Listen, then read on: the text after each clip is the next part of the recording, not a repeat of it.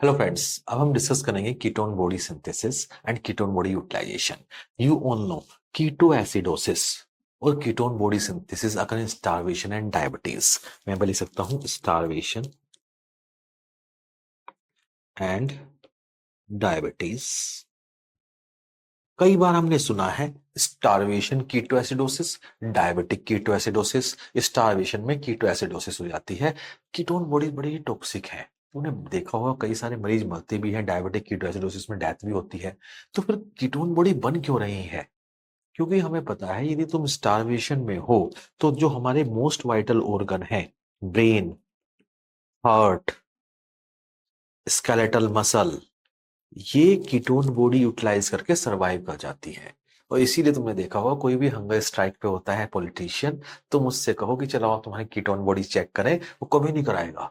क्यों? उसे पता है कीटोन बॉडी तो होगी नहीं, उसने पीछे पर्दे के पीछे जाकर ठूस रखा है सामान खाने का। तो यस, तो याद हो गया हमें कि स्टारवेशन में कीटो एसिडोसिस होती है, डायबिटीज में भी कीटो एसिडोसिस होती है, diabetic ketoacidosis, starvation ketoacidosis. Clinical scenario आएंगे, डिफरेंशिएट कैसे करोगे? तुम्हें पता है स्टारवेशन में तुमने खाना ही नहीं खाया, ग्लूकोज लो है ब्लड का, तो यूरिन में नहीं आएगी।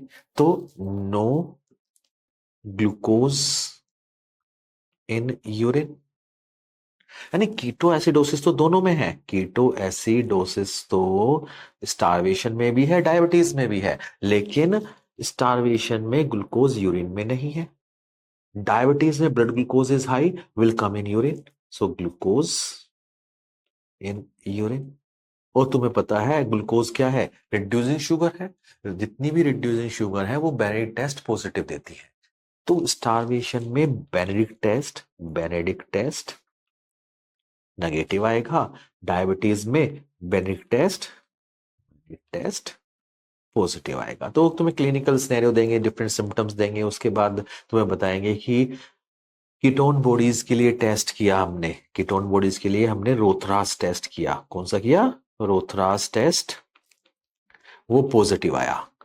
तो ये तो पॉजिटिव स्टारवेशन में भी आ सकता है और डायबिटीज में भी आ सकता है, क्योंकि डायबिटिक कीटोएसिडोसिस, स्टारवेशन कीटोएसिडोसिस। अब वो देंगे तुम्हें कि बेनेडिक्ट टेस्ट नेगेटिव है, तो डायग्नोसिस क्या है? स्टारवेशन। बेनेडिक्ट टेस्ट पॉजिटिव है, तो डायग्नोसिस क्या है? डायबिटीज। अब कीटोन बॉडीज बनती कैसे हैं, बनती कहां पर है? माइटोकॉन्ड्रिया में होती है। तो ketone body synthesis occur in mitochondria. Beta oxidation में मैंने बताया था, बीटा ऑक्सीडेशन स्टारवेशन में होता है। जब बीटा ऑक्सीडेशन होता है तो एसिटाइल कोएंजाइम बनते हैं, और वो एसिटाइल कोएंजाइम में कीटोन बॉडी सिंथेसिस में पार्टिसिपेट करते हैं। तो स्टार्ट हम करेंगे एसिटाइल कोएंजाइम से। तो कुछ क्वेश्चंस आएंगे जहां पे तुम्हें मिलेगा starting point is acetyl coenzyme, लेकिन कुछ क्वेश्चंस आएंगे जिसमें तुम्हें मिलेगा starting point is एसिटो acetyl coenzyme is the starting point of ketone body synthesis. हम डिस्कस करेंगे beta oxidation of fatty acid में। यदि बीटा ऑक्सीडेशन हो रहा है तो लास्ट में जो कट है उसमें जब ये 4 कार्बन बचे तो ये डायरेक्टली कीटोन बॉडी सिंथेसिस में पार्टिसिपेट कर सकते हैं, एसिटो एसिटाइल कोएंजाइम में एंटर कर सकता है। ऐसी कुछ हाइपोथेसिस है। तो हमने उससे कोई मतलब नहीं है, हमने सिंपल क्वेश्चन सोल्व करने हैं। यदि क्वेश्चन में दे रखा है एसिटो एसिटाइल कोएंजाइम में, एसिटाइल कोएंजाइम में नहीं दे रखा तो ये मार्क करेंगे। यदि उसने दे रखा है एसिटाइल कोएंजाइम में तो आंसर एसिटाइल कोएंजाइम में मार्क करेंगे।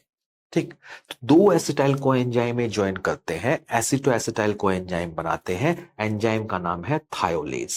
क्या नाम है? थायोलेज। अब एसिटो एसिटाइल कोएंजाइम में से एक और एसिटाइल कोएंजाइम में जुड़ता है, एक और एसिटाइल कोएंजाइम में जुड़ा यहां पर, और बन गया एचएमजी कोएंजाइम में। क्या बना? एचएमजी कोएंजाइम में। ये एसिटाइल कोएंजाइम में 2 कार्बन थे, 2 एसिटाइल कोएंजाइम में जुड़े तो एसिटोएसिटाइल कोएंजाइम बना 4 कार्बन, फिर 2 कार्बन और जुड़े 6 कार्बन। तो एचएमजी कोएंजाइम में क्या है? 3 हाइड्रोक्सी 3 मिथाइल ग्लूटेरिल कोएंजाइम है, ग्लूटेरिल कोएंजाइम है, एचएमजी कोएंजाइम है। याद रहेगा। नहीं नाम याद रहे कोई दिक्कत नहीं, एचएमजी कोएंजाइम पे ही क्वेश्चन आता है। एचएमजी कोएंजाइम में 6 कार्बन है। अब नेक्स्ट एंजाइम है एचएमजी कोएंजाइम लाइज, लाइसिस होगी एचएमजी कोएंजाइम की और एसिटाइल कोएंजाइम बन जाएगा और एसिटोएस्टेट बनेगा, first ketone body to be synthesized, first ketone body synthesized. तो इससे जो पहला एंजाइम था जहां पे एसिटाइल कोएंजाइम में जुड़ के एचएमजी कोएंजाइम में बना था, उस एंजाइम का नाम है एचएमजी कोएंजाइम सिंथेस और ये रेट लिमिटिंग एंजाइम है। ध्यान रखना कीटोन बॉडी सिंथेसिस में कंफ्यूजन होगा सिंथेज और लाइज, कौन सा रेट लिमिटिंग एंजाइम है। क्या कर रहे हो तुम, सिंथेसिस कर रहे हो, तो रेट लिमिटिंग एंजाइम क्या है, एचएमजी कोएंजाइम सिंथेज और एसिटोएस्टेट लास्ट में कीटोन बॉडी बनी जो कि फर्स्ट कीटोन बॉडी है to be synthesised. Question, first ketone body, first ketone body to be synthesised is acetoacetate. कई बार क्वेश्चन आता है और तुम कंफ्यूज हो जाते हो। जब तुम एसिटोएस्टेट को देखोगे तो इसमें 4 कार्बन है, कितने कार्बन है, 4 कार्बन। तुम देखोगे एसिटोएसिटाइल कोएंजाइम में भी 4 कार्बन है। इसमें पहले हमने 2 कार्बन जोड़े फिर 2 कार्बन निकाले, बड़ा डिफिकल्ट काम है। लाइफ सिंपल नहीं है यार, डिफिकल्टी है। तो रिएक्शन भी सिंपल नहीं है। लेकिन जब एग्जाम में क्वेश्चन आता है तो हम थोड़ा कंफ्यूज हो जाते हैं, हम सोचते हैं एसिटोएस्टाइल कोएंजाइम में से कोएंजाइम में निकाल दो सीधा एसिटोएस्टेट बन जाएगा। क्वेश्चन क्या आया था, इमीडिएट प्रिकर्सर ऑफ एसिटोएसिटेट इज, एसिटोएसिटेट का इमीडिएट प्रिकर्सर बताओ। तो इमीडिएट प्रिकर्सर है एचएमजी कोएंजाइम ए, याद रहेगा। यानी कि एसिटोएस्टाइल कोएंजाइम से कोएंजाइम निकालना इतना आसान नहीं है। पहले इसमें एसिटाइल कोएंजाइम जोड़ेंगे, एचएमजी कोएंजाइम बनाएंगे, फिर एसिटाइल कोएंजाइम निकालेंगे और एसिटोएस्टेट फर्स्ट कीटोन बॉडी बन जाएगी या प्राइमरी कीटोन बॉडी इसे कहते हैं। तो हम डिस्कस कर रहे हैं कीटोन बॉडी सिंथेसिस, ये स्टारवेशन और डायबिटीज में होती है। इसमें हमने रेट लिमिटिंग एंजाइम बता दिया एचएमजी कोएंजाइम सिंथेज और फर्स्ट कीटोन बॉडी एसिटोएस्टेट बन गई या प्राइमरी कीटोन बॉडी भी कहते हैं। एसिटोएसिटेट से बीटा हाइड्रोक्सी ब्यूटाइरेट बनेगा, यह है सेकेंडरी कीटोन बॉडी। एंजाइम का नाम यहां पे हम लिख लेंगे, डिफरेंट कलर ले लेता हूं मैं, beta hydroxy butyrate dehydrogenase, dehydrogenase, and in this NADH is converted to NAD, यानी एनर्जी यूज होती है। Beta hydroxy butyrate dehydrogenase, yes NADH से NAD बन जाता है और बीटा हाइड्रोक्सी ब्यूटाइरेट बन जाता है। क्वेश्चन आता है, this is most common ketone body present in blood. वो तुम्हें क्लिनिकल सिनेरियो दे देगा और तुम्हें बताएगा कि डायबिटीज है पेशेंट को, ये बताओ इसमें सबसे ज्यादा कीटोन बॉडी कौन सी होगी, बीटा हाइड्रोक्सी ब्यूटाइरेट। नाम अपने आप बता रहा है, बीटा मतलब बहुत सारी, बिग अमाउंट। एसिटोएस्टेट में स्पोंटेनियस डीकार्बोक्सिलेशन होगा, स्पोंटेनियस डीकार्बोक्सिलेशन और एसीटोन बन जाएगा। एसीटोन ब्रेथ में आएगी और फ्रूटी स्मेल देगी, यस फ्रूटी स्मेल। इससे कोई एनर्जी प्रोड्यूस नहीं होती, energy, no energy production by acetone, but fruity smell देगा ब्रेथ में। तो कीटोन बॉडीज अब तक हमने 3 याद रख ली। उसमें एक प्राइमरी कीटोन बॉडी है जो एसिटोएस्टेट है, सेकेंडरी कीटोन बॉडी तुम कह सकते हो बीटा हाइड्रोक्सीब्यूटाइट एंड एसीटोन है। बीटा हाइड्रोक्सीब्यूटाइट सबसे ज्यादा कंसंट्रेशन में बहुत सारी होती है, ठीक, और एसीटोन जो तुम्हारी स्पॉन्टेनियस डीकार्बोक्सिलेशन से बनती है, ये ब्रेथ में आती है, फ्रूटी स्मेल देती है। कीटोएसिडोसिस में तुमने भी पेशेंट देखा होगा तो तुम्हें एकदम याद आ जाएगा, फ्रूटी स्मेल कीटोएसिडोसिस में मिलती है।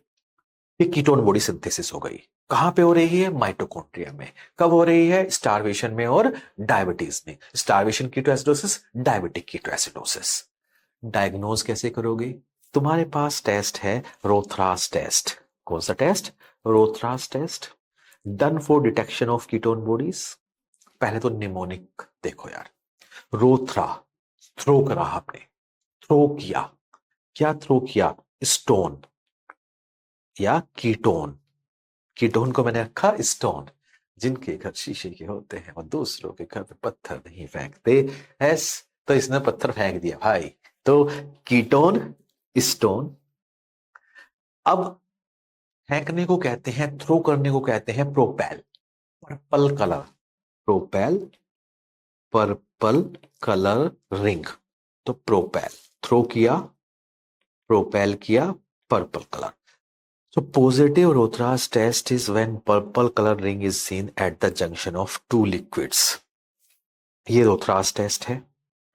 दूसरा है गरहार्ड टेस्ट, हार्ड टेस्ट। देखो नाम अपने आप ऐसे बना रखे हैं, हार्ड पत्थर फेंका तुमने, यदि तुमने अगर तुमने हार्ड पत्थर फेंका शीशे पर तो दिक्कत होगी, गरहार्ड। यस, ये भी और रोथरास टेस्ट भी दोनों कीटोन बॉडीज के लिए है, और it is given positive by aceto acetate, यानी beta hydroxy butyrate, hydroxy butyrate will not give Gerhardt और रोथरास टेस्ट पॉजिटिव। ये एसीटो एसीटेट देता है, बीटा हाइड्रोक्सी ब्यूटाइरेट ये टेस्ट पॉजिटिव नहीं देता। और यदि तुम्हें डिटेक्ट करना है बीटा हाइड्रोक्सी ब्यूटाइरेट को, पहले इसको ऑक्सीडाइज कर दो, ऑक्सीडाइज करके एस्टोएस्टेट बना दो, और फिर उसके बाद तुम गरहार्ड और रोथरास टेस्ट कर सकते हो। One option is there. अब हम बात कर रहे हैं कुछ टेस्ट जिसमें पर्पल कलर होता है, तो कंफ्यूज नहीं होना। Biuret test, it is done for detection of proteins and peptides. Positive biuret test, purple colour solution होता है इसमें, ध्यान रखना। Tripeptide and higher peptide will give positive test. तो बायोरेट टेस्ट तुम्हारा कौन कौन देता है, ट्राइपेप्टाइड और हायर पेप्टाइड्स देते हैं positive. Now ninhydrin test done for detection of alpha amino acid. Positive ninhydrin test give purple color solution, alpha amino acid देते हैं। तो ninhydrin टेस्ट में purple colour solution, biuret test में purple colour solution, and Rothera's test में purple colour ring. Similar images sometimes confuse करती हैं, इसलिए हमने यहां पे इसको डिस्कस कर लिया। अब कीटोन बॉडी यूटिलाइजेशन की बात करें। कीटोन बॉडी यूटिलाइजेशन होती माइटोकॉन्ड्रिया में ही है। कीटोन बॉडी सिंथेसिस माइटोकॉन्ड्रिया में थी, देखो ये माइटोकॉन्ड्रिया है, ये क्या है, माइटोकॉन्ड्रिया।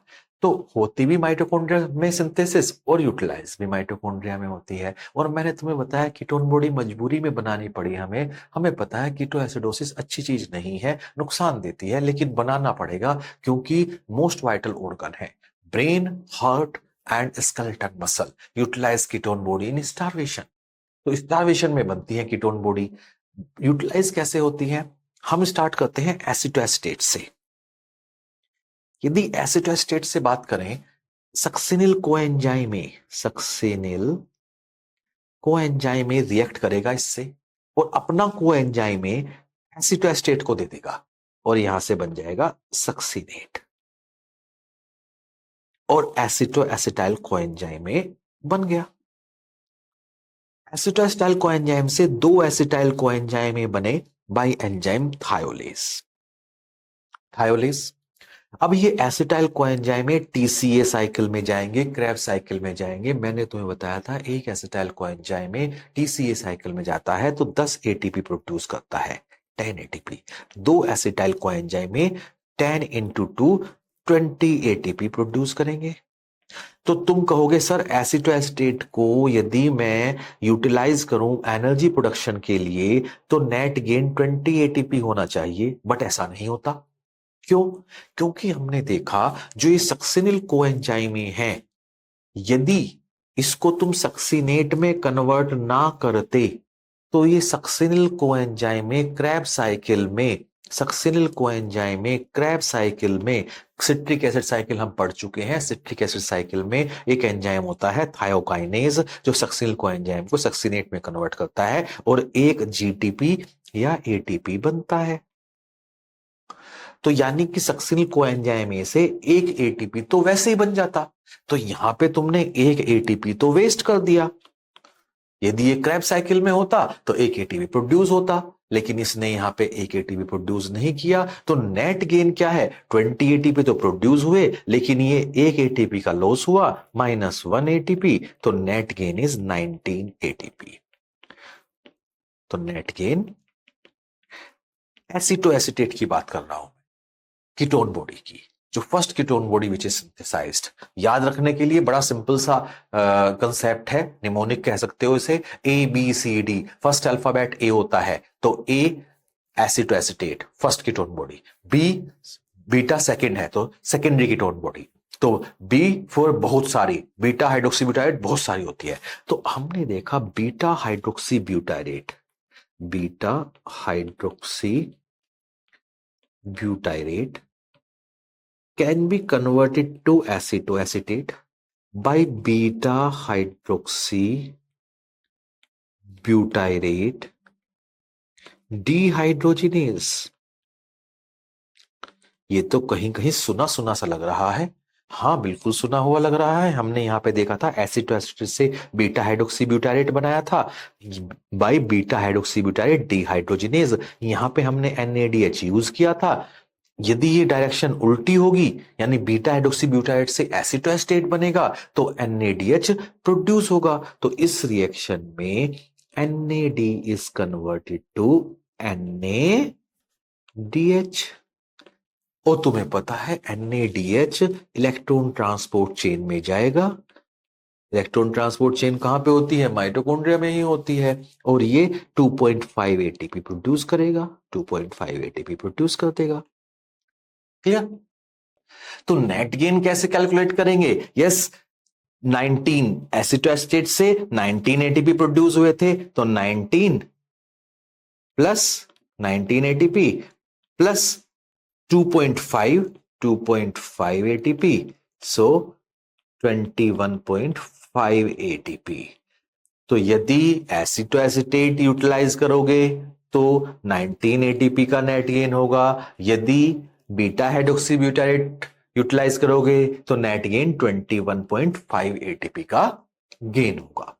अब यहां पे हम देखेंगे कि इसमें एंजाइम जो इंपॉर्टेंट है वो है थायोफोरेज। जो कीटोन बॉडी यूटिलाइजेशन में एसिटोएसिटेट से एसिटोएसिटाइल कोएंजाइम ए बना, इसमें जो एंजाइम इन्वॉल्व हुआ उसका नाम है थायोफोरेज, और लीवर में थायोफोरेज एब्सेंट होता है, एब्सेंट इन लीवर। तो कई बार क्वेश्चन आता है that liver is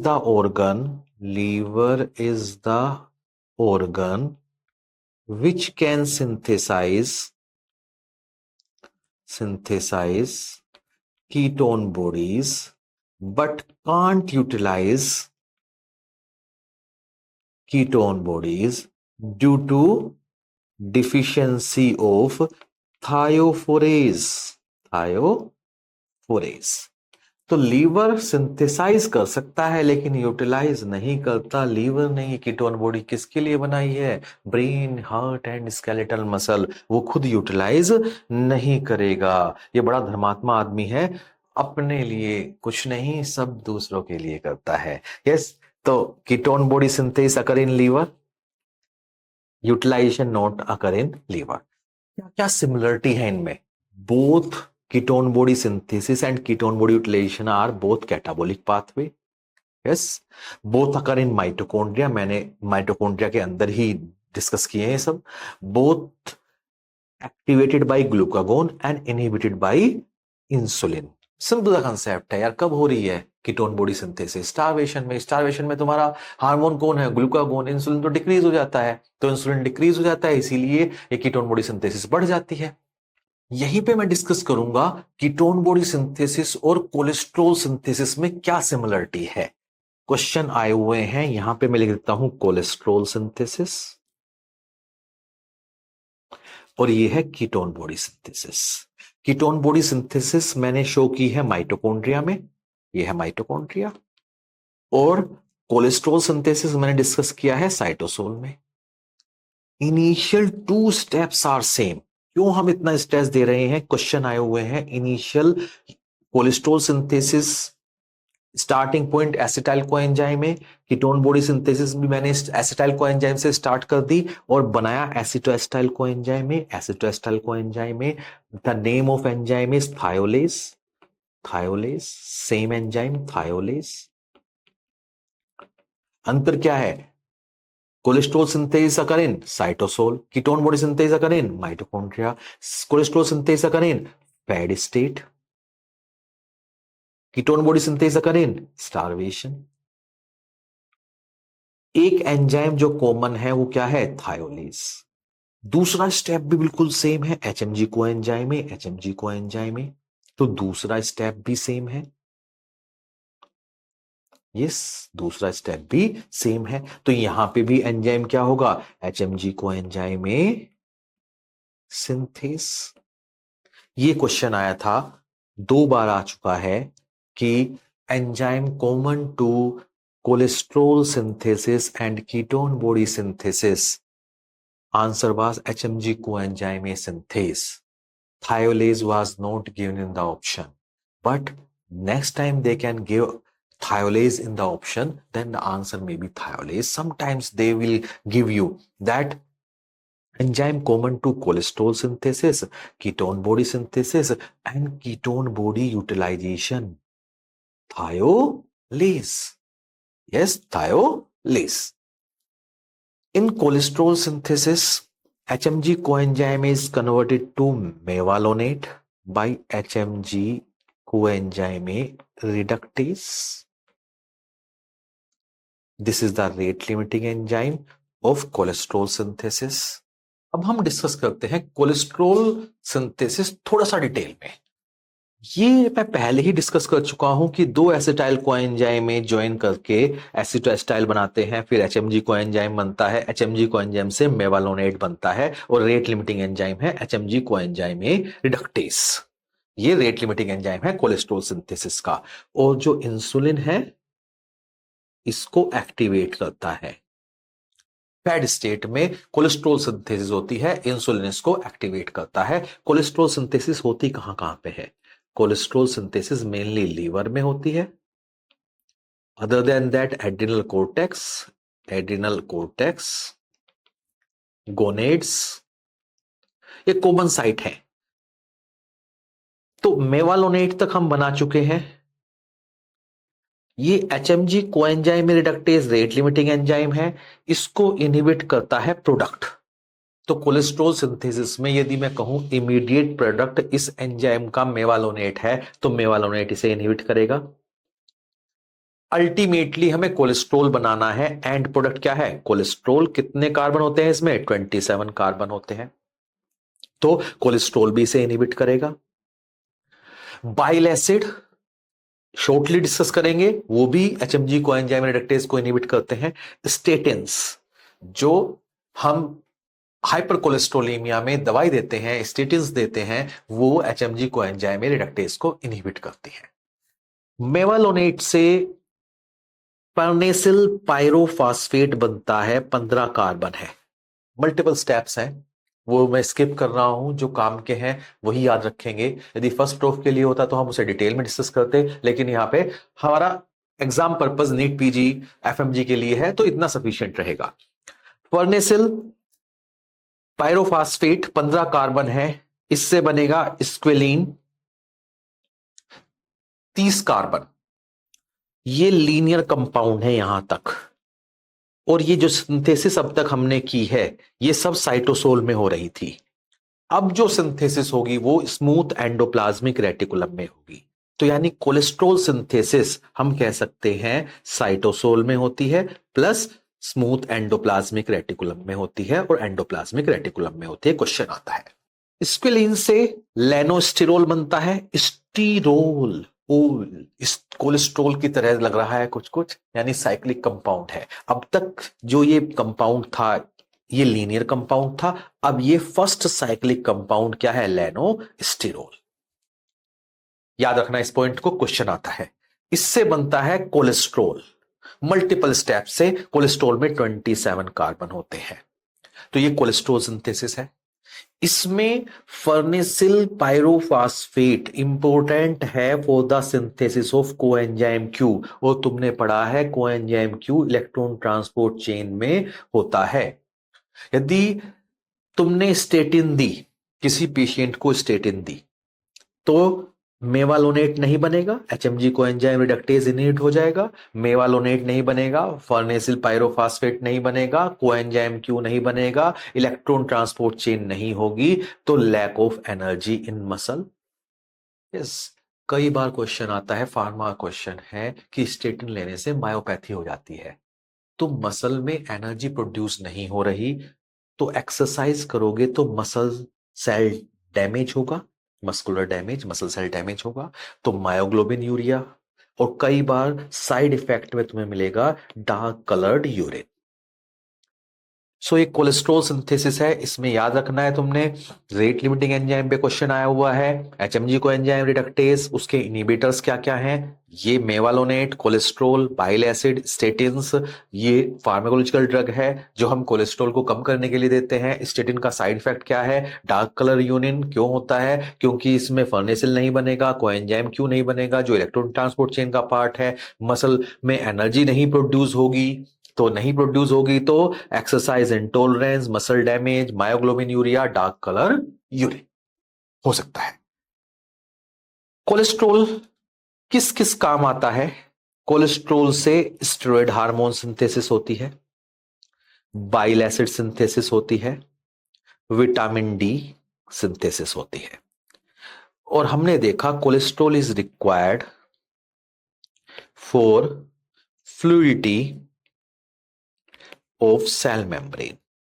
cell membrane की फ्लूइडिटी के लिए कोलेस्ट्रॉल की अहम भूमिका है। अब हम डिस्कस करते हैं बाइल एसिड्स और बाइल साल्ट्स। बाइल साल्ट्स, तो उस एसिड नाम सुनते ही तुम्हारे याद आ जाएगा COH, इससे सोडियम पोटेशियम जुड़ गए तो सॉल्ट बन गया, बाइल एसिड और बाइल साल्ट। क्वेश्चन, इसका फंक्शन क्या है बाइल एसिड बाइल साल्ट का?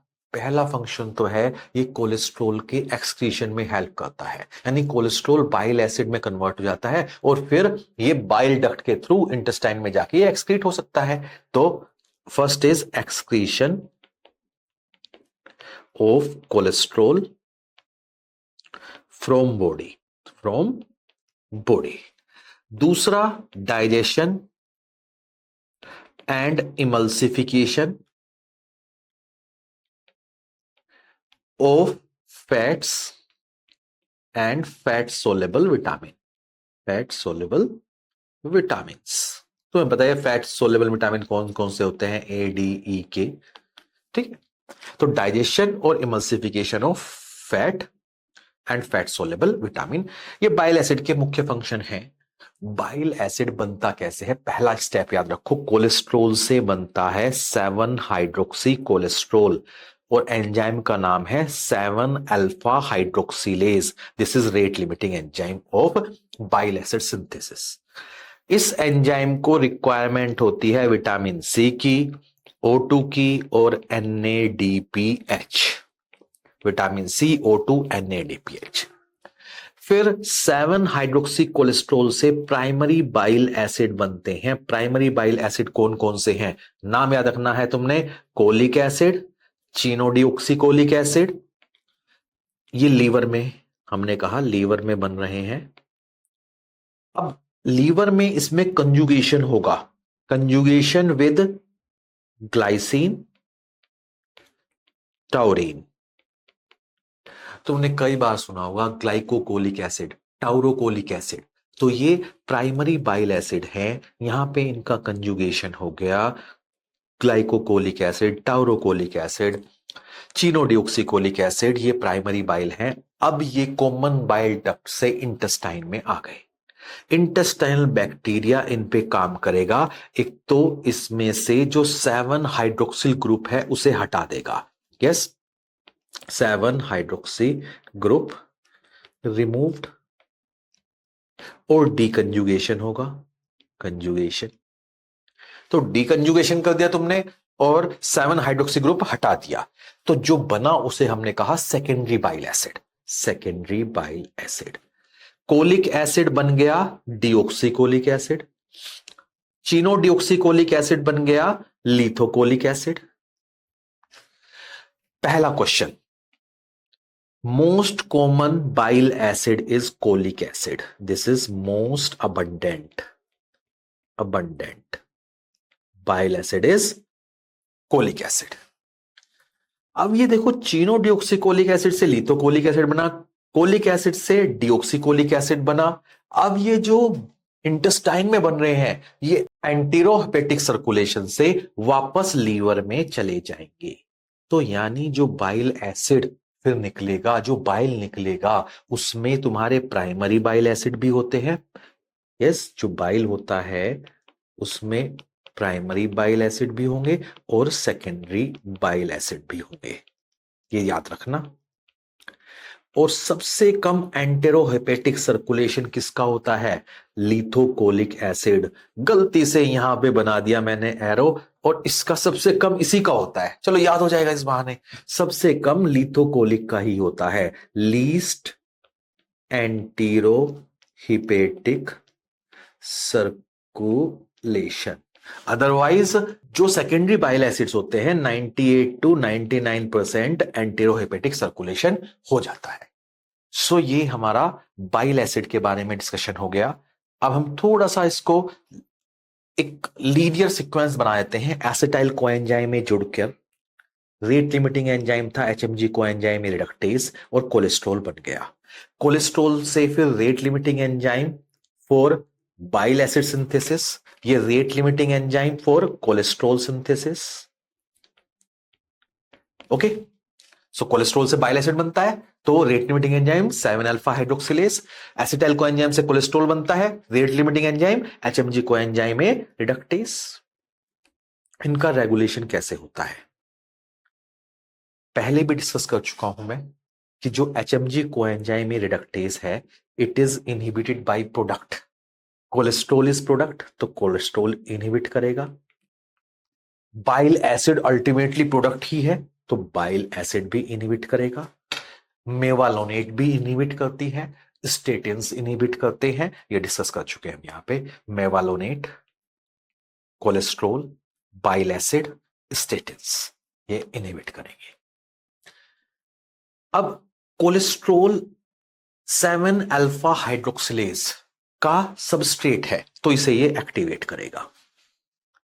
T3 T4 भी 7 अल्फा हाइड्रोक्सिलेज को एक्टिवेट करते हैं। तो यहीं से याद रखेंगे कि हाइपोथायराइडिज्म में T3 T4 काम नहीं कर रहे, नहीं है, तो ये एक्टिवेट नहीं होगा, ये एक्टिवेट नहीं होगा। तो कोलेस्ट्रॉल से बाइल एसिड नहीं बनेंगे, तो more cholesterol in hypothyroidism. Clear?